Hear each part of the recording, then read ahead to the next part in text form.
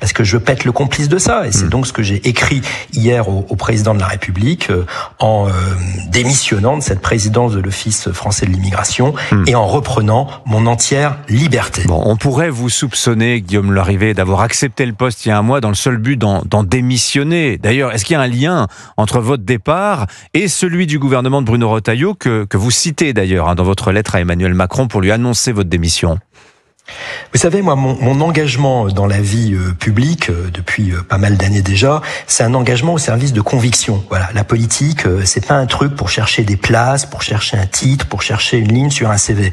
Moi, quand j'ai accepté cette mission gouvernementale, aux côtés de Bruno Retailleau, c'était pour faire le job. Mais et dès lors que je constate que c'est impossible, évidemment, je claque la porte. Vous pensiez avoir la main sur le robinet. L'Office, c'est pas du tout ça. C'est une machine d'accompagnement de l'accueil des immigrés, Guillaume Larrivé.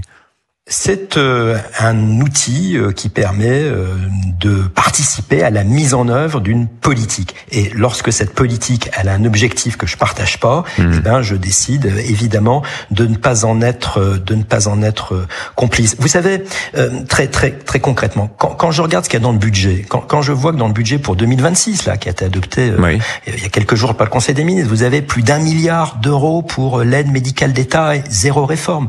Vous avez plus d'1 milliard d'euros pour l'hébergement des demandeurs d'asile et 0 réforme. Vous avez aussi, ça a d'ailleurs été très bien documenté récemment par un rapport parlementaire de Charles Redouel, vous avez un coût de 2 milliards d'euros chaque année à cause de l'accord franco-algérien que M. Macron refuse de dénoncer. Voilà, moi je veux pas être complice de ça. Bruno Retailleau a fait tout